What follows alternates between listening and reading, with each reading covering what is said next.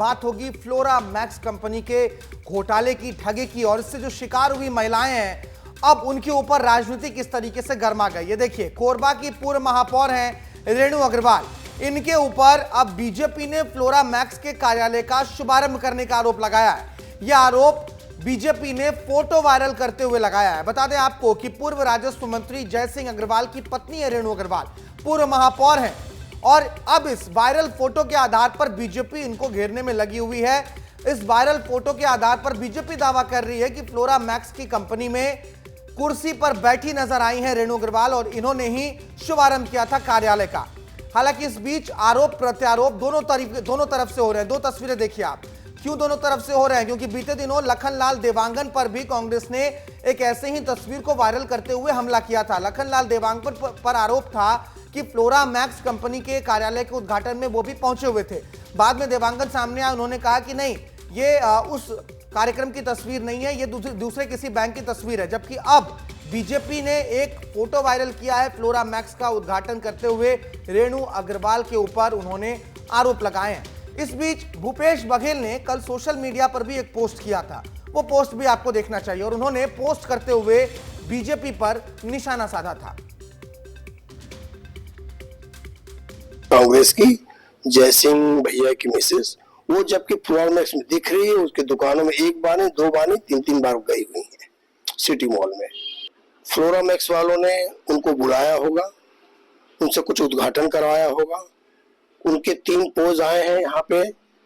वहां पे रेणु अग्रवाल, जय सिंह अग्रवाल की मिसेस वहां गई है, जबकि माननीय मंत्री जी को वहां पे पूरी बदनामी करने के लिए पूरा दिया, दूध का दूध और पानी का पानी हो चुका है। तो फ्लोरा मैक्स कंपनी के कार्यालय का उद्घाटन किसने किया, ये तो अब तक किसी को समझ नहीं आ रहा है, क्योंकि बीजेपी कह रही है कांग्रेस पार्टी के नेताओं ने उस कंपनी में जाकर जो है कार्यालय का उद्घाटन किया है, और कांग्रेस पार्टी कह रही है कि लखनलाल देवांगन मौजूद थे। हालांकि इस बीच भूपेश बघेल ने सोशल मीडिया पर पोस्ट किया था और बीजेपी पर निशाना साधा था। कहा था कि बीजेपी भ्रष्टाचार करने वालों के साथ हमेशा खड़ी रहती है। इस तस्वीर के वायरल करने के बाद भूपेश बघेल ने ट्वीट करते हुए यह कहा था कि बीजेपी हमेशा भ्रष्टाचारियों के साथ खड़ी रहती है। इस बार करोड़ों की ठगी करने वाली कंपनी फ्लोरा मैक्स का उद्घाटन करने में कृषि मंत्री लखनलाल देवांगन का नाम सामने आ रहा है। पिछले बार भी बीजेपी सरकार में हुए चिटफंड कंपनियों के कार्यालय का उद्घाटन भी बीजेपी नेताओं ने किया था। तो भूपेश बघेल बीजेपी को घेर रहे हैं, और दूसरी तरफ बीजेपी अब रेणु अग्रवाल के तस्वीर के सहारे कांग्रेस को घेर रही है। हमारे सहयोगी रोहित मिश्रा हमारे साथ जुड़ गए हैं राजधानी रायपुर से। रोहित का रुख कर लेते हैं हम। रोहित, फ्लोरा मैक्स कंपनी ने जिस तरीके से ठगी की है महिलाओं के साथ, इसके ऊपर सियासत शुरू हो गई है। महिलाओं को न्याय कब मिलेगा ये तो समझ नहीं आ रहा है, लेकिन यह मुद्दा सियासत में बहुत दूर तक आगे जाने वाला है।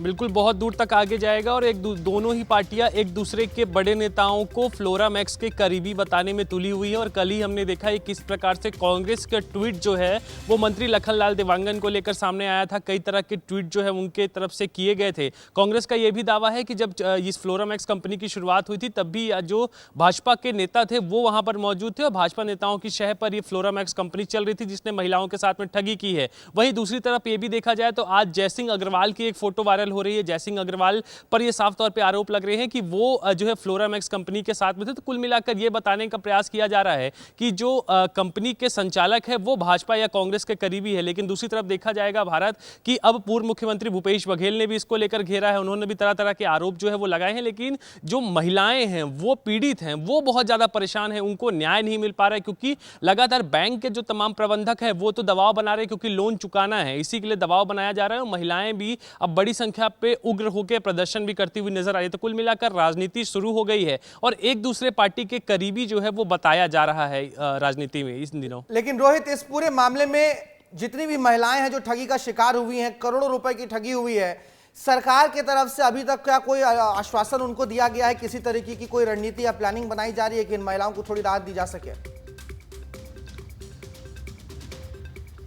बिल्कुल, देखिए पिछली दफा जब वो रायपुर राजधानी पहुंची थी तभी एक कमेटी बना दी गई थी और कमेटी के जिम्मे पे तमाम तरीके से फ्लोरामैक्स को लेकर कार्रवाई चल रही है। जानकारी ये भी है कि कुछ लोगों को जो फ्लोरामैक्स कंपनी के प्रबंधन से जुड़े हुए थे उनकी गिरफ्तारी भी की गई है। गिरफ्तारी करने के बाद में उनसे रिकवरी की जो शुरुआत है वो की जा चुकी है, लेकिन जो मुख्य मालिक है, जो फ्लोरामैक्स कंपनी का संचालक है, वो अभी फरार बताया जा रहा है और उसके मिलने पर ही जो वसूली है रकम, उसकी प्रक्रिया जो है वो आगे बढ़ेगी। फिलहाल सरकार की ओर से कार्रवाइयां की जा रही हैं, गिरफ्तारी भी लगातार की जा रही है, लेकिन जो दबाव है वो महिलाओं के ऊपर कहीं ना कहीं बढ़ता जा रहा है, राजनीति वो लोन की राशि, राजनीति होगी, सियासत में ऐसे मुद्दे बहुत दूर तक उछाले जाते हैं, राजनीति होगी, लेकिन इन सब के बीच जरूरी ये भी है कि जो पीड़ित महिलाएं हैं उनके हक में भी कुछ फैसला लिया जाए, उनको थोड़ी राहत जरूर दी जाए।